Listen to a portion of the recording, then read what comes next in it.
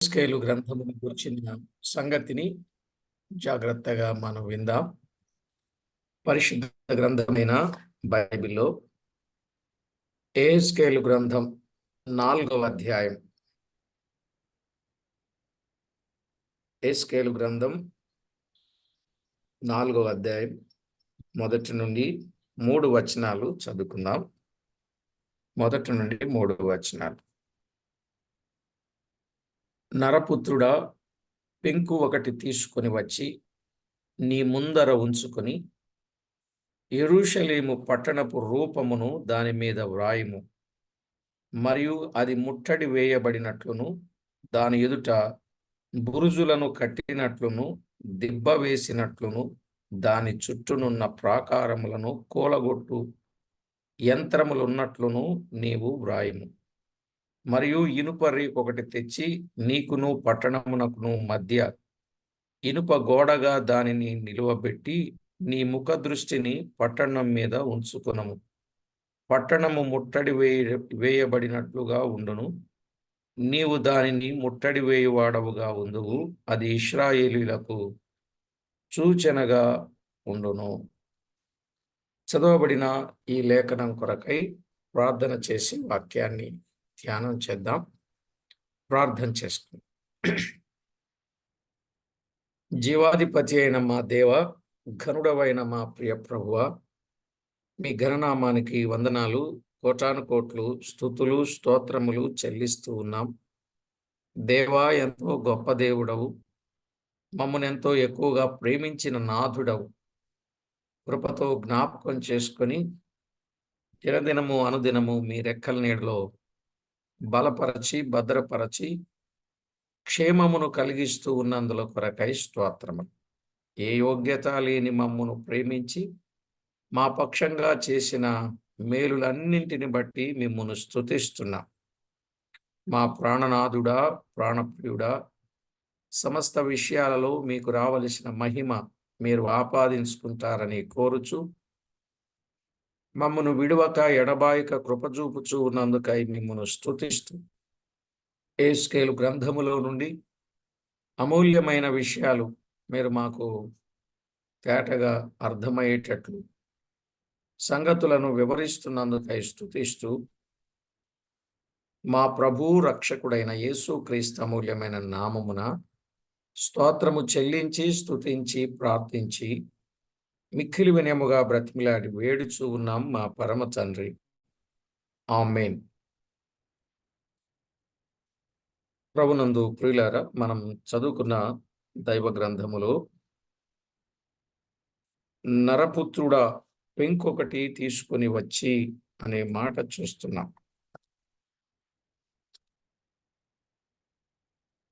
ఈ అధ్యాయంలో ముఖ్యంగా పెంకు, ఇనుప రేకు ఉపమానం,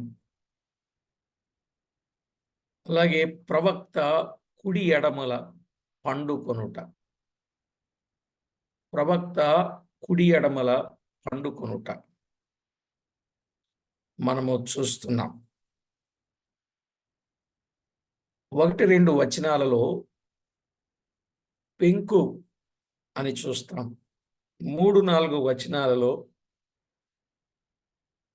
ఇనుప రేకును చూస్తాం. 1-2 వచనాలలో పెంకు, 3-4 వచనాలలో ఇనుప రేకు, 5-6 వచనాలలో ఉపమానములు.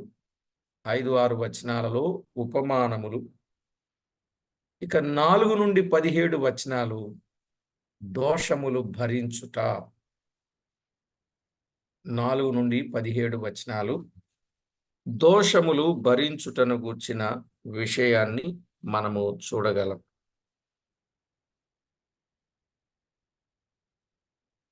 ఇక్కడున్న ఈ విషయాలను ఆలోచన చేస్తే పెంకు, ఈ ఉపమానం పాత నిబంధన ప్రవక్తలు, బోధకులు మాత్రమే కాక వారు సూచనలుగా కూడా ఉన్నారు అనే విషయాన్ని మనం చదువుకున్నాం. ఇశ్రాయేలీయులకు సూచనగా ఉండును. ప్రవక్తలు, బోధకులు మాత్రమే కాక సూచనలుగా కూడా ఉన్నారు. నిజమే. కొన్ని విషయాలు మనము జ్ఞాపకం చేసుకోవచ్చు. ఇర్మియాని ఆలోచన చేయండి. దేవుడు ఇర్మియాతో పెండ్లి చేసుకొనవద్దని చెప్పాడు.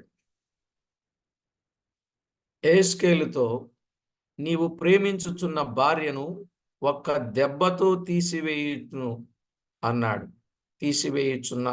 అన్నాడు. నీవు ఏడవవద్దు అని కూడా చెప్పాడు. హోషేయతో నీవు వ్యభిచారిని పెండ్లి చేసుకొనమని చెప్పాడు. వ్యభిచారిని పెండ్లి చేసుకొనమని చెప్పాడు. పెండ్లైన తరువాత ఆమె విడిచిపోగా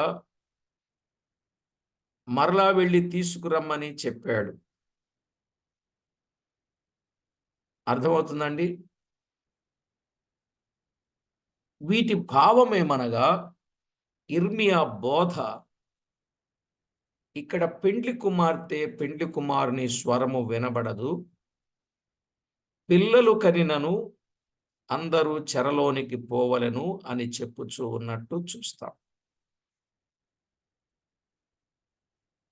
ప్రజలు ఇర్మియాను ఎందుకు పెండ్లి చేసుకొనలేదు అని అడుగగా అందరూ చెరలోనికి పోవుదురు లేదా పెండ్లి అక్కర్లేదని చెప్పాడు. యెహెజ్కేలు భార్య చనిపోయినను అంగలార్చలేదు. యెహెజ్కేలు బోధ ప్రజలు ఎక్కువగా ప్రేమించుచున్న యెరూషలేమును దేవుడు నాశనము చేయను. యెహెజ్కేలు అంతగా ప్రేమించిన భార్య చనిపోగా ఏడవలేదేమి అని అడుగగా యెహెజ్కేలు మీరు ప్రేమించుచున్న యెరూషలేమును నాశనము చేయును, యెరూషలేము కొరకు ఏడ్చువారెవరునూ లేరనెను. ప్రజలు హోషేయ దగ్గరకు వచ్చి నీవింత భక్తి గలవాడవు, వ్యభిచారిని పెండ్లి చేసుకున్నావేమి? ఇంత భక్తి కలిగిన వాడవు, వ్యభిచారిని పెండ్లి చేసుకున్నావేమి? ఆమె వెళ్ళిపోగా మరలా ఆమెను తీసుకుని వచ్చినావేమని అడుగగా మీరు భ్రష్టులై చెడిపోయినను దేవుడు మిమ్మును తన యొద్దకు రమ్మని ఆహ్వానించుచున్నాడని చెప్పాడు. అంటే ఒక్కొక్క విషయములో ఒక్కొక్క భావాన్ని ప్రజలకు అర్థం అవటానికి ఇర్మియాని గాని, యెహెజ్కేలును గాని, హోషేయను గాని సూచనలుగా తీసుకున్నట్టు చూస్తాం. ఈ ముగ్గురిని కూడా భార్యలు అనే మాటలో మనము చూచాం. ఇర్మియాతో నువ్వు అసలు పెండ్లి చేసుకోవద్దు అన్నాడు కదా. యెహెజ్కేలుతో నీవు ప్రేమించే భార్యను ఒక దెబ్బతో తీసివేస్తానన్నాడు కదా. యెహెజ్కేలుతో వ్యభిచారిని పెండ్లి చేసుకో, ఆమె వెళ్ళిపోయిన తర్వాత మరలా ఆమెను తీసుకురమ్మన్నాడు కదా. అర్థమవుతుందండి ఇది?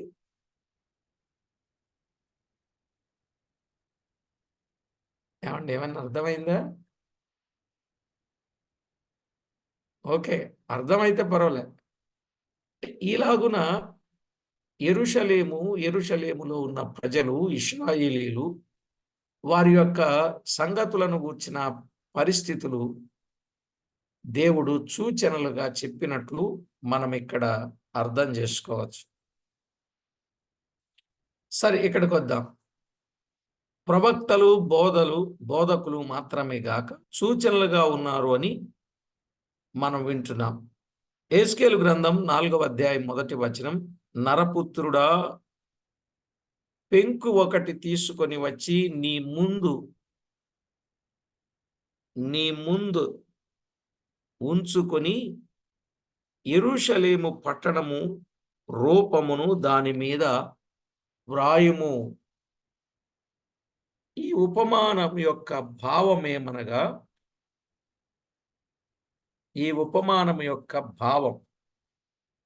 యెరూషలేము పట్టణము బురుజులు, ఇనుప గోడల చేత మిక్కిలి బలీయముగా ఆవరించబడినను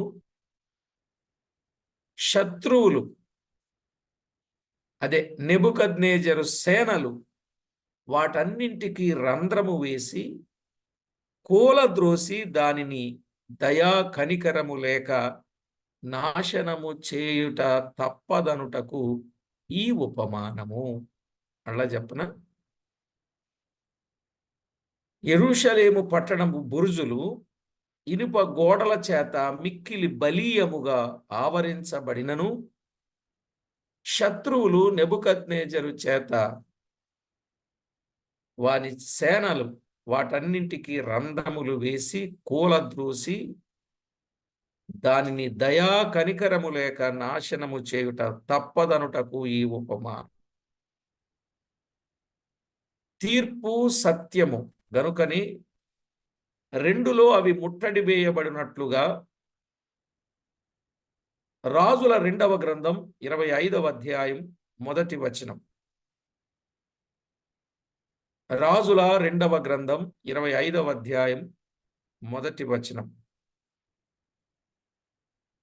అలాగే ఇర్మియా గ్రంథం 6వ అధ్యాయం 6వ వచనం. ఇర్మియా గ్రంథం 6వ అధ్యాయం 6వ వచనం.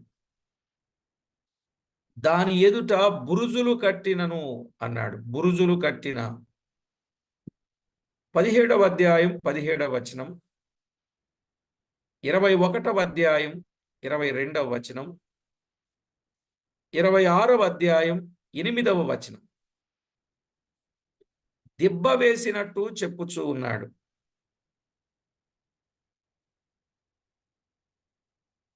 ప్రభువు దర్శించిన కాలం తృణీకరించినందువలన ఈ స్థితి వారికి సంభవించింది. అర్థమైందండి? ఎప్పుడైతే ప్రభువును తృణీకరించారో ఆ కాలములో వారికి స్థితి సంభవించినట్లుగా మనము చూస్తాం. లూకా సువార్త 19వ అధ్యాయం 43, 44. లూకా వ్రాసిన సువార్తలో మనం ఆలోచన చేసినప్పుడు 19వ అధ్యాయం 43, 44. ప్రభువు నిన్ను దర్శించిన కాలము నీవు ఎరుగకుంటివి గనుక నీ శత్రువులు నీ చుట్టూ గట్టు కట్టి ముట్టడి వేసి అన్ని ప్రక్కలను నిన్ను అరికట్టి నీలోనున్న నీ పిల్లలతో కూడా నిన్ను నేల కలిపి నీలో రాతి మీద రాయి నిలిచియుండని దినములు వచ్చునని చెప్పెను. అర్థమైందండి?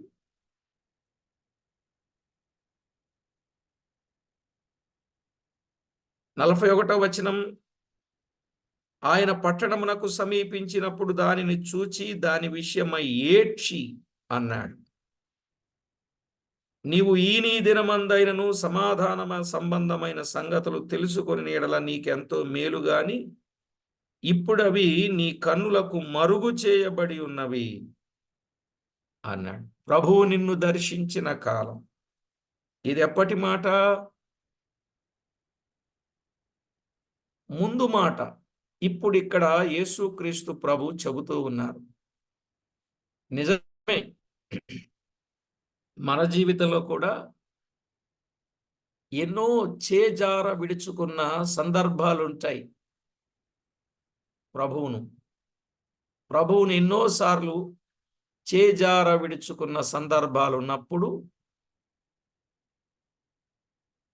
ప్రభువు తారసపడినప్పుడు, ఆ సంగతులను ఎత్తి చెప్పినప్పుడు మనం ఎంతో బాధపడతాం. అలా బాధపడక మునుపే మనము జాగ్రత్త పడి దేవుడు మనను దర్శించిన కాలములోనే మనము దేవునికి విధేయులమై దేవుడు చెప్పినట్లుగా చేసి దేవునికి అనుకూలులుగా జీవించి ఆత్మ సంబంధులుగా మనము అభివృద్ధి చెందడం ప్రభువుకి ఎంతో ఆనందం. ఈ విషయాలు ఈ మనసులో పెట్టుకోనండి. ఇక్కడ ఒక పాఠాన్ని ఆయన చెప్పుచూ ఉన్నట్లుగా మనము చూస్తున్నాం. నిజమే, ప్రభువు దర్శించిన కాలమును తృణీకరించడం మూలాన ఈ స్థితి వారికి సంభవించింది. అందులో 3 విషయాలు. ఒకటి వారి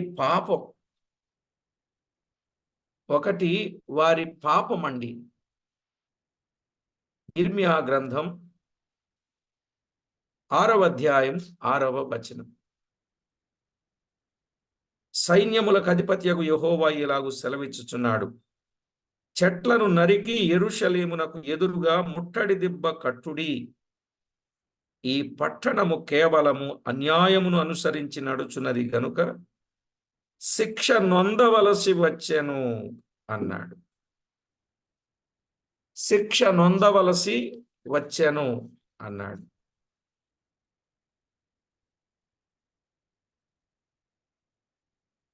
ఇర్మియా గ్రంథం 5వ అధ్యాయం 2వ వచనం. ఇర్మియా గ్రంథం 2వ అధ్యాయం 5వ వచనం. 5వ అధ్యాయం 2వ వచనం. యెహోవా జీవము తోడు అను మాట పలికినను వారు మోసమునకై ప్రమాణము చేయుదురు. మళ్ళా వారు ఏమంటున్నారు? యెహోవా జీవము తోడు అనే మాట మాత్రం పలుకుతున్నారు. ఆ మాట పలికి కూడా వారు మోసమునకై ప్రమాణము చేయుదురు. ఏదో బైబిల్ పట్టుకుని అబద్ధాలు చెప్పడం అంటే తెలుసు కదా, ఇప్పుడు తేలిగ్గా ఇట్లనే అన్నమాట. బైబిల్ పట్టుకొని అబద్ధాలు చెప్పడం అంటే ఇలాగే. ఇర్మియా గ్రంథం 7వ అధ్యాయం 3 నుండి 10 వచనాలు కూడా మనము చదివితే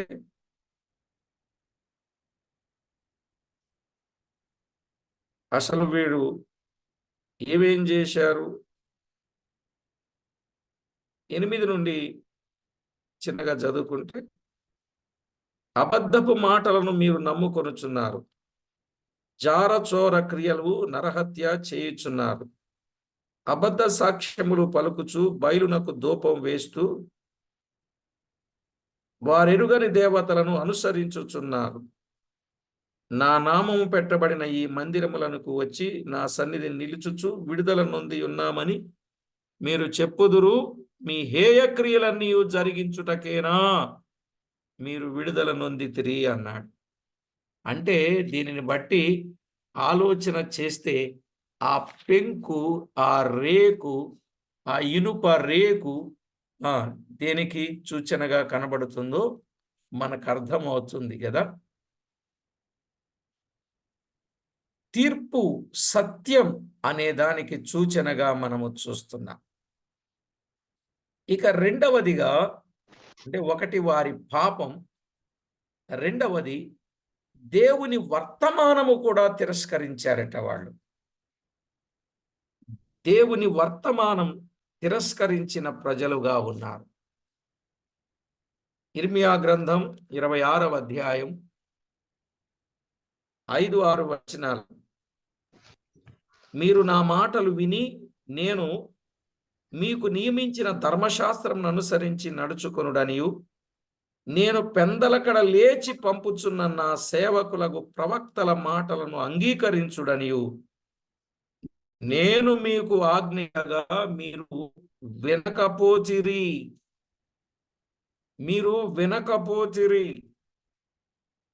ధర్మశాస్త్రమును అనుసరించమని చెప్పాను. పెందలకడ లేచి పంపుచున్న సేవకులు, ప్రవక్తలు వారి మాటలను అంగీకరించమంటే వారిచ్చే ఆజ్ఞ మీరు వినకపోతిరి. ఇలాగున చేసినందున షిలోహునకు చేసినట్లు ఈ మందిరమునకును చేసేదను, ఈ పట్టణమును భూమి మీదనున్న సమస్త జనములకు శాపాస్పదముగా చేసేదను అన్నాడు. కనుక వీరు దేవుని వర్తమానమును గుర్తించక తిరస్కరించిరి. ఇక మూడవదిగా, ప్రభువు దర్శించిన కాలము గుర్తించకపోవుట. ఎన్నోసార్లు దేవుడు వారికి అవకాశం ఇచ్చాడు. లోబడనల్లని ప్రజలారా, దినమల్లా నా చేతులు చాపుచున్నానని ప్రభువు చెప్పినా కూడా వారు దానిని పెడచెవిని పెట్టారు. కనుక ఎంత విచారకరమైన విషయం. అందుకే 3వ వచనంలో ఏమన్నాడు? హెస్కేలు 3వ వచనంలో, 4వ అధ్యాయం 3వ వచనంలో ఇక్కడ ఒక మాట మనము గమనిస్తాం. ఇనుప రేకు ఒకటి తెచ్చి నీకును పట్టణమునకును మధ్య ఇనుప గోడగా దానిని నిలవబెట్టి అన్నాడు.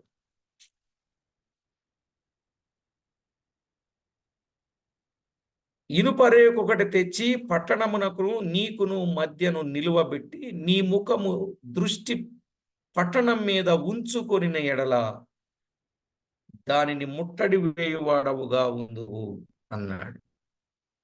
ముట్టడి వేయువాడవుగా ఉందువు అన్నాడు. యెహెజ్కేలు గ్రంథం 21వ అధ్యాయం 2వ వచనం. యెహెజ్కేలు గ్రంథం 21వ అధ్యాయం 2వ వచనం. నరపుత్రుడా, యెరూషలేము తట్టు నీ ముఖము త్రిప్పుకొని పరిశుద్ధ స్థలమును బట్టి ఇశ్రాయేలుల దేశమును గూర్చి ప్రవచించి ఇట్లనుము అన్నాడు.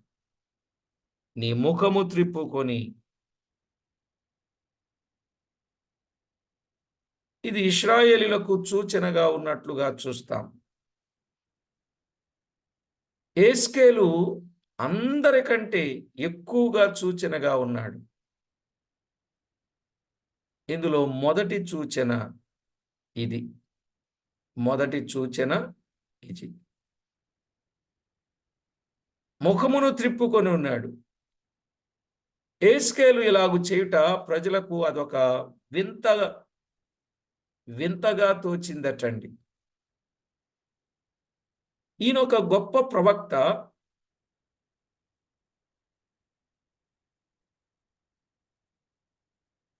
గొప్ప ప్రవక్త ఏమిటి? యెహెజ్కేలు నీవేమి చేయుచున్నావని ప్రజలు అడుగుదురు. 12:9 నువ్వేం చేస్తున్నావు? 12:9 నరపుత్రుడా, నీవు చేయునదేమని తిరుగుబాటు చేయు ఇశ్రాయేలీలు నిన్ను అడుగుదురు గనుక నీవు వారితో ఇట్లనుము. దేవుడే చెప్తున్నాడు ఈ మాట. వాళ్ళు అడుగుతారట. నరపుత్రుడా, నీవు చేయనదేమని తిరుగుబాటు చేయు ఇశ్రాయేలీలు నిన్ను అడుగుదురు అన్నాడు. వాళ్ళు నిన్ను అడుగుతారు, నువ్వు చేయట్లేదేంటి అని దేవుడే చెప్తున్నాడు. అలా అడిగినప్పుడు యెహెజ్కేలు ఇదే విధముగా నెబుకద్నెజరు వచ్చి పట్టణమును ముట్టడి చేసి నాశనము చేయునని చెప్పాడు. ఎవరొస్తారు? నెబుకద్నెజరు వస్తాడు, పట్టణాన్ని పట్టుకుంటాడు, ముట్టడి వేస్తాడు, నాశనము చేస్తాడు. పెంకువలే కాలిపోయి ఇనుప రేకువలే మీ పరిస్థితి అయిపోయి ఎండకు తట్టుకోలేని పరిస్థితి అన్నట్టుగా.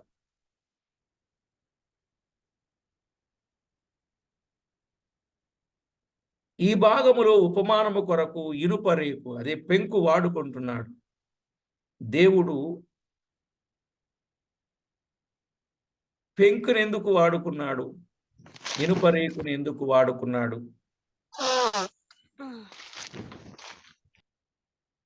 ఎందుకు వాడుకున్నాడు? మంటి పెంకు విలువైనది కాదు.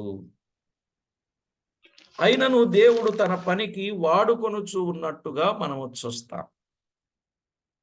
ఓ ప్రక్క అది విలువలేనిది, ఓ ప్రక్క అది ఇనుప రేకు ఎండ వేడిమికి ఇంకా బగ్గున కాలిపోయేది అనే విషయం కూడా మనకు అర్థమవుతుంది. ఇప్పుడు ఆయనను వాడుకోవడంలో ఒక ఉద్దేశం మనకి జ్ఞాపకం చేస్తున్నాడు.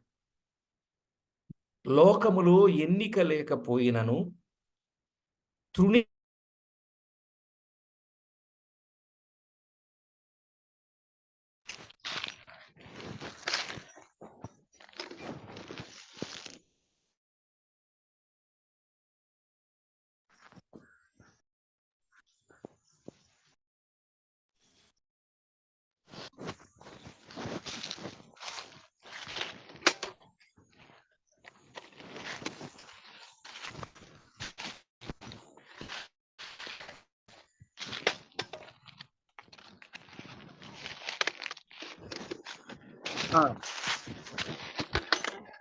Roger, sister, Roger, put in a mute this one.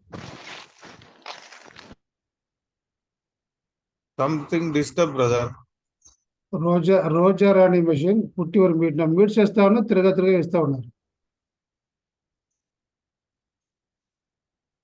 ఎన్నిక లేని వారు, తృణీకరింపబడిన వారు, నీచులైన వారు, వెర్రి వారిని దేవుడు జ్ఞాపకం చేసుకున్నాడు. నిజమే, పరిస్థితులు ఘోరంగా భారంగా ఉన్నాయి. దేవుడు ఇప్పుడు ఆయన వాడుకుంటున్నప్పుడు ఆ ప్రజలు గుర్తించాలి, ఇదిగో రేపు ఇలా జరగబోతుంది మీ భవిష్యత్తు అని ఆయన తేటగా తెలియజేస్తున్నప్పుడు వారు గుర్తించాలి. కొన్ని సందర్భాలు మనము ఆలోచన చేసినట్లయితే తృణీకరింపబడిన వారిని వాడుకున్నట్టు చూస్తాం.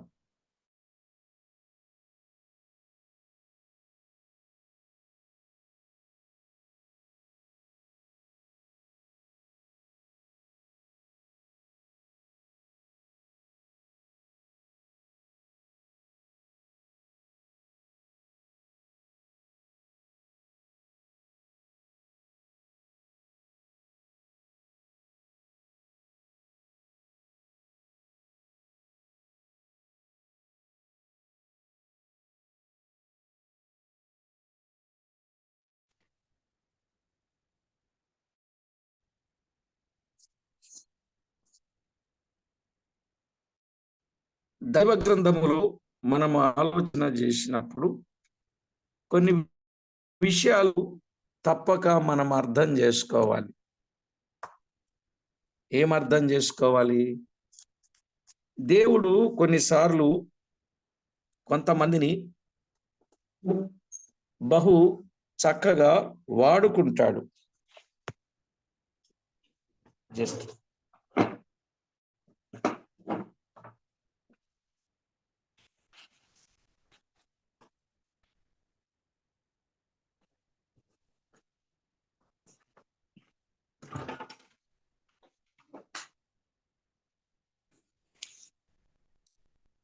ప్రభు కొన్నిసార్లు కొంతమందిని వాడుకుంటాడు.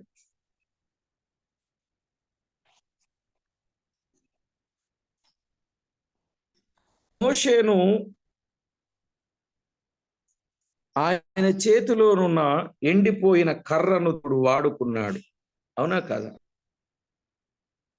ఎండిపోయిన కర్రను దేవుడు వాడుకున్నాడు.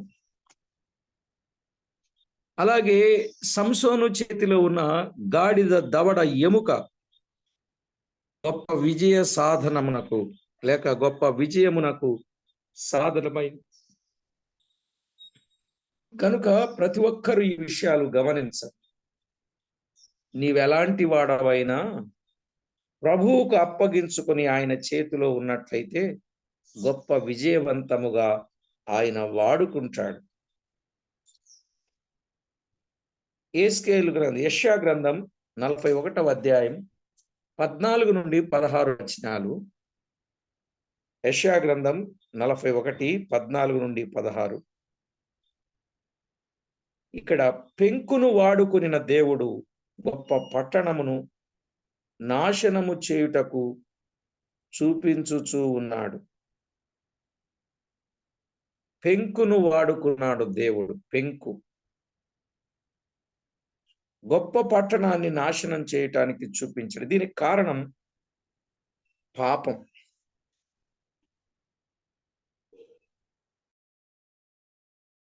మనలో ఉన్నట్లయితే కలుగబోయేది నాశనమే.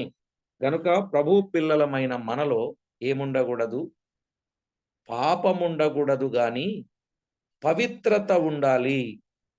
మనలో ఏముండాలండి? పాపం ఉండకూడదు, గాని పవిత్రత ఉండాలి. ఎప్పుడైతే అట్టి పవిత్రత మనలో ఉంటుందో ప్రియులారా, మనలో అట్టి పవిత్రత ఉంటుందో మనలను వాడుకుంటాడు అనే సత్యాన్ని. అసలు పెంకు దేనికైనా ఉపయోగమా? ఉపయోగం కాదు, గాని ఆ నిరుపయోగమైన పెంకును అక్కడ ఉపయోగించినట్లుగా చూస్తున్నాం. కనుక ఇందాక మొదట్లో చెప్పినట్టు ఇర్మియాని గాని, ఏస్కేలును గాని, హోషియాను గాని దేవుడు వాడుకున్న తీరు ఎంతో విశేషమైనది. కాబట్టి ప్రతి ఒక్కరూ ఈ సత్యాన్ని గుర్తించవలసినదిగా ప్రభువైన దేవుని పేరట మనవి చేస్తున్నాను. ఇక 4 నుండి 17 వచనాలలో దోషములు భరించుట. 4 నుండి 17 వచనాలలో దోషాలు భరించుట. ఈ దోషములను భరించుటను గుర్చిన విషయం వర్తమానం తరువాత పాఠంలో మనము విందాం, ప్రార్థన చేసుకుందాం. ప్రియులారా, మనమున్న స్థితిలోని ప్రార్థనకు ముందు మనమున్న స్థితిలోని దేవుడు మనలను కూడా వాడుకోవాలి, మనము వాడబడాలి. అది దేవుని ఉద్దేశం అయితే మనము దేవుణ్ణి వాడుకోకూడదు, దేవుడు మనల్ని వాడుకోవాలి.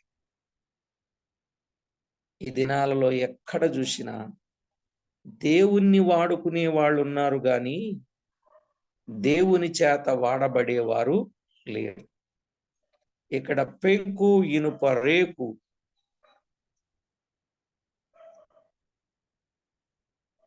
చాలా తేటగా మనకి కనబడతా ఉంది. వారి పాపం యొక్క దుస్థితి ఏంటో చెప్పాడు, దేవుని వర్తమానమును తిరస్కరిస్తే ఏంటో చెప్పాడు, ప్రభువు దర్శించిన కాలాన్ని గుర్తించకపోతే కలిగే పర్యవసానం ఏంటో తేటగా చెప్పాడు. కనుక మన మట్టుకు మనం కూడా ఎంతో జాగ్రత్త పడాలి. ఇందులో మనం నేర్చుకోవలసిన గొప్ప పాఠం, ఒక ఉపమానము, ఒక సూచనగా ఆయన చెప్పుటలో ఉన్న ఉద్దేశాన్ని గ్రహిద్దాం. పరిశుద్ధుడవైన మా తండ్రి, పరమందు ఆసీనుడవైన మా దేవ, మీ ఘననామానికి వేలాది వందనాలు, కోటాను కోట్లు స్తుతులు స్తోత్రములు చెల్లిస్తున్నాం. దేవా, ఎంతో ప్రేమించారు, కృపతో జ్ఞాపకం చేసుకున్నారు, సమస్త విషయాల్లో తోడుగా ఉండి మా పక్షంగా మేలు చేస్తున్నారు. విడువని దేవుడుగా, ఎడబాయిన దేవుడుగా, మా కన్నతండ్రిగా మీరుండి మమ్మను మీరు ఎలాగున వాడుకుంటారో ఆ సంగతి మాకు తేటగా చెప్పారు. మేమున్న స్థితిలో మా ప్రభువా, నిరుపయోగమైన వారమైన మేమున్న స్థానాన్ని మేము గుర్తించి మీకు అప్పగించుకున్నప్పుడు మీరు మమ్మను వాడుకునే దేవుడవైనందుకు స్తోత్రం. ప్రతి విషయంలో మీకెంతో మహిమ, ఘనత, కీర్తి, ప్రభావములను ఆరోపించుకొనమని కోరుచు, చేరి వచ్చిన ప్రతి ఒక్కరికి ఈ పాఠం బహు తేటగా అర్థమయ్యి మీకు అనుకూలంగా జీవించున్నట్లు సిద్ధపరచమని ప్రార్థిస్తూ, యేసుక్రీస్తు అమూల్యమైన నామమున స్తోత్రము చెల్లించి స్తుతించి ప్రార్థించి మిక్కిలి వినయముగా బ్రతిమిలాడి వేడుచూ ఉన్నాం మా పరమ తండ్రి, ఆమేన్. ప్రభునందు ప్రియులారా, ప్రభు అయిన దేవుని పేరట